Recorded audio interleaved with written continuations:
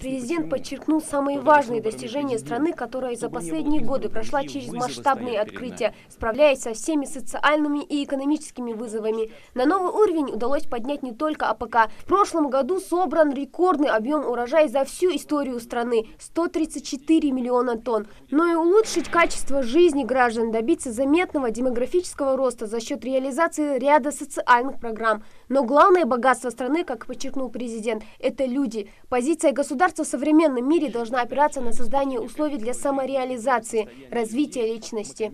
В основе всего лежит сбережение народа России и благополучие наших граждан. Именно здесь нам нужно совершить решительный прорыв.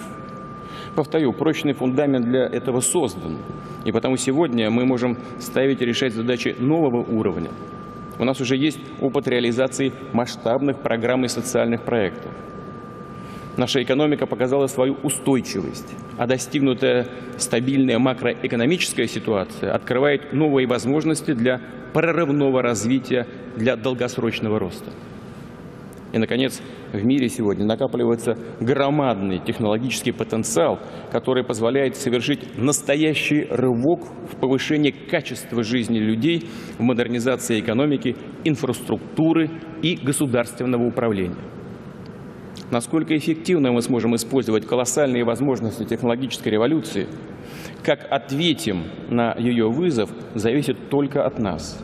Основными темами послания стали развитие городской среды, сельских территорий, науки, инфраструктуры в регионах. В частности, президент подчеркнул, что состояние дорог должно быть в центре внимания глав субъектов. Одна из главных задач, стоящих перед страной, по мнению президента, это поддержка старшего поколения. Ведь это, как выразился Владимир Путин, наш нравственный долг. У пожилых людей должны быть достойные условия для активного, здорового долголетия.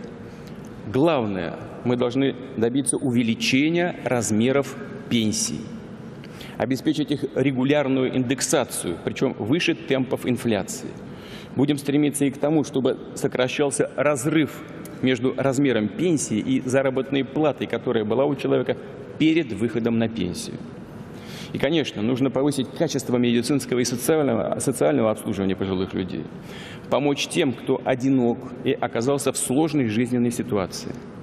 Решение всех этих вопросов требует комплексного подхода. Считаю, что будущее новое правительство должно будет подготовить специальную программу системной поддержки и повышения качества жизни людей старшего поколения.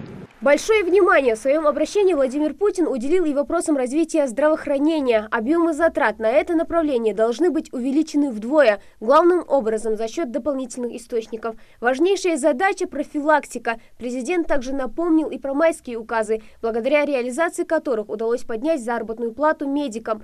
Но вместе с тем медицина должна стать доступной в отдаленных селах. Сейчас нужно сделать как можно быстрее. В населенных пунктах с численностью от 100 до 2000 человек в течение 18-20 годов должны быть созданы фельдшерско-акушерские пункты и врачебные амбулатории. А для населенных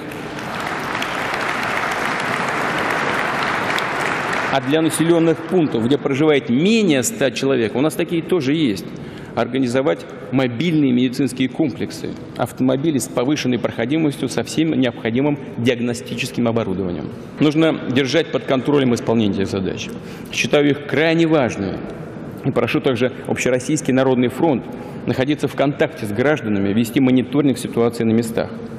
При этом поликлиники и фельдшерско-акушерские пункты, региональные учреждения здравоохранения и ведущие медцентры должны быть связаны в единый цифровой контур, чтобы для помощи каждому человеку были привлечены силы всей национальной системы здравоохранения. Знание – важнейший конкурентный источник развития, считает президент. Именно в классах формируется будущее России. В школах с нового учебного года планируют запустить программу ранней профориентации. На эти цели выделен 1 миллиард рублей. Современное, качественное образование должно быть доступно для каждого ребенка.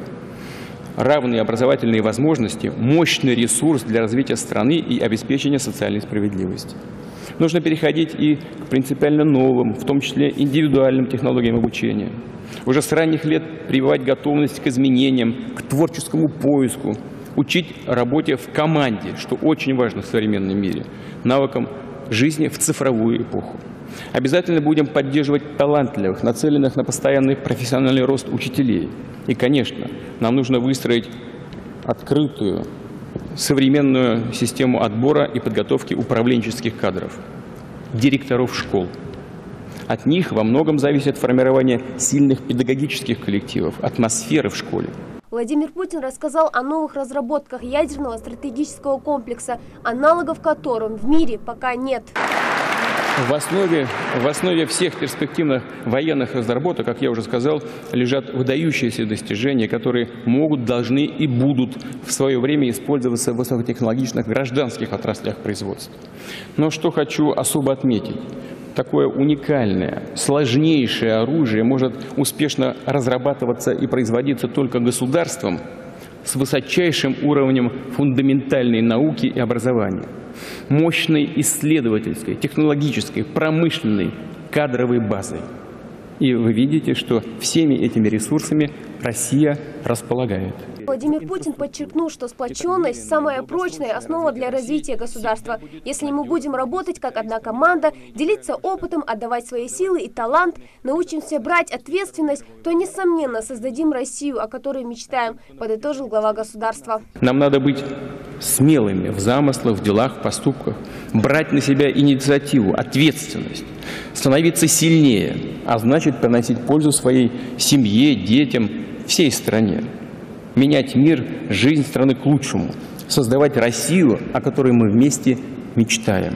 И тогда предстоящие десятилетия, весь 21 век, безусловно, станут временем наших ярких побед, нашего общего успеха. Я верю, так и будет. Спасибо.